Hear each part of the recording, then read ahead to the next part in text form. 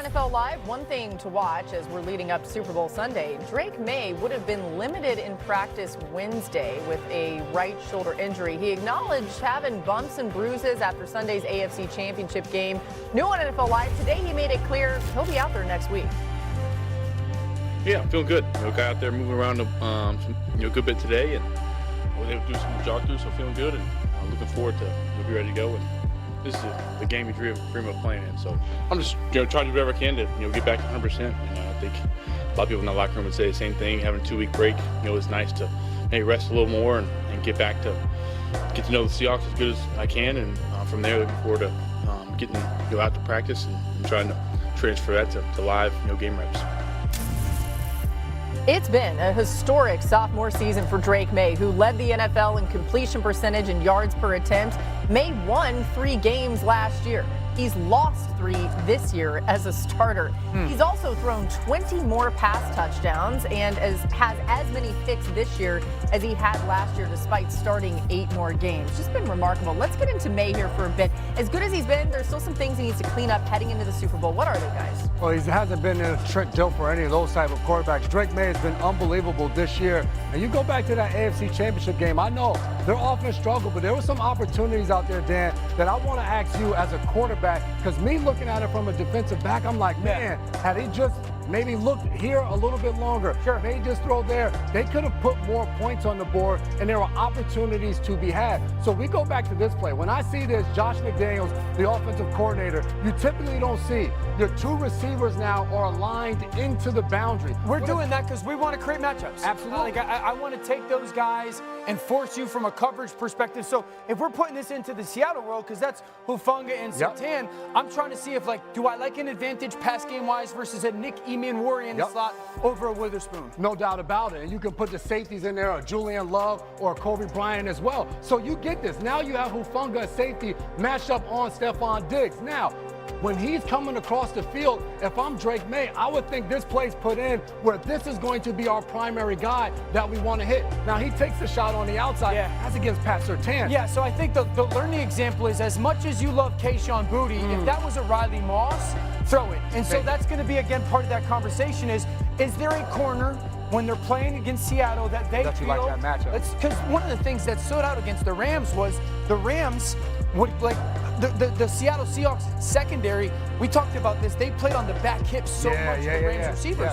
So maybe that's something to adjust, because I would sit here and say, I totally agree with you. Now, maybe there's this pre-game awareness where you can see Hufanga trying to pass this off to that safety. So maybe if they got man-free, which is man-to-man coverage with the free safety in the middle of the field, they didn't love that crosser. But I do think that's something to pay attention to, maybe Drake having a very clear understanding of what matchup they're actually hunting. Like, you go to the red zone and you're talking about the red zone concept and you're sitting there going, well, is there really nobody open here? Because there are people open against this defense. There are people open, and I always look at where's the quarterback eyes taking me. So Drake Maye, people will look at it and say, all right, Ramondre Stevenson, he's wide open on his play. He's not looking on that side of the field. He's never going to see it. Drake Maye from the snap is looking down here at the bottom. So what do I see? When this ball snaps, you see Hufanga sitting right in the middle, which takes away Stephon Diggs, which may be the first read. But then you go to the outside between Mac Hollins and Hunter Henry. Why not throw to one of those 2 guys? So I think you're totally right. The starting point for Drake Maye, depending on how he's getting taught to read this, is, hey, where's the safety in the middle of the field? Because I would love him to understand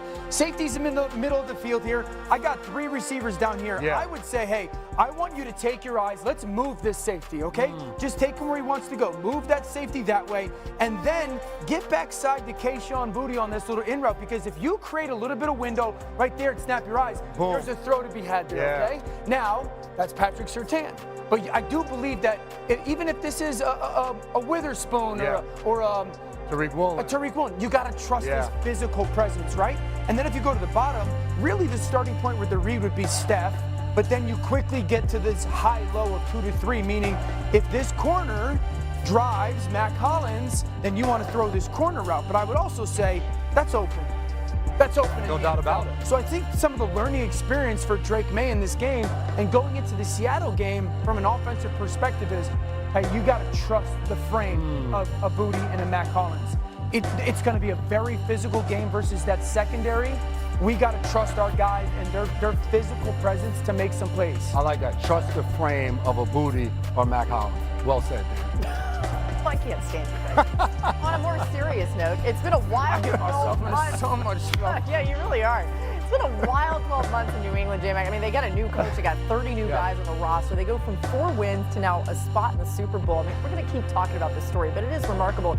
You were around the team for a lot of this transformation. How did Vrabel get the guys to buy in? I think the special thing about Mike Vrabel is when he gets in there, he has a unique ability to connect with guys, but also hold them accountable and challenge them. The talk of the preseason for them was, can you challenge Drake Maye to become more of a vocal leader? It's one thing to lead by example as a quarterback. It's another thing to hold each other accountable and for the quarterback to uplift the guys around them. The second thing for Mike Vrabel was, can you get the guys to believe in what you're selling? I think when he was able to do that in the preseason, we saw this guy jumping in the middle of scuffles and fighting with his players during the preseason. You would never. For guys on the team, they're like, well, he's one of us. That's our guys. I think the third thing is the staff he built. He has a ton of coaches in there with the knowledge that guys know when I go out there on a given Sunday, whatever day it is, they're putting us in the best position to succeed.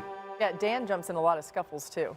Just kidding. I'm like Steph on the sideline. All right. Time for one more thing before we go. On the day his new head coach was introduced, Josh Allen, with some self-reflection on what went wrong. Way from Super Bowl 60. It's going to be here before we know it. Time to see what's on trend for the Pats and the Seahawks. Let's look at the numbers here, guys.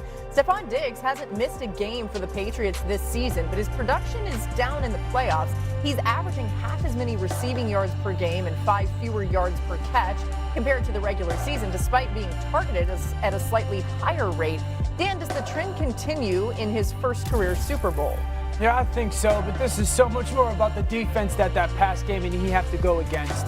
Steph has been very clutch for this football team, and he's become the guy that they work in the middle of the field. But this defense in Seattle and the way that they cover physically at the line of scrimmage and down the field, the versatility, he's going to be matched up a lot against him and Worry or Witherspoon. Those are 2 elite defenders. I think Steph's going to get his at times, but this is a big-time coverage group. Let's go to the other side of the ball for New England. This defense has been really good. Red zone defense has not been the Patriots' strong suit, though, this season, allowing a touchdown on 2/3 of their opponent's red zone drives.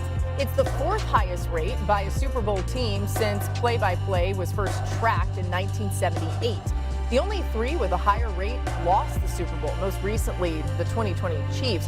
J-Mac, does this trend continue against the Seahawks offense where that red zone defense struggles? I do think it continues, and a lot of that reason has to do with Seattle. Their red zone offense in the playoffs has been incredible. They've had 11 trips, 5.5 per game on average, and they're scoring at almost 73%, and those are touchdowns. I think Sam Darnold's done an excellent job with his eyes moving, guys, and when you have a guy in the backfield and Kenneth Walker that can just run the ball in the red zone, it makes life a lot easier on play caller Clint Kubiak.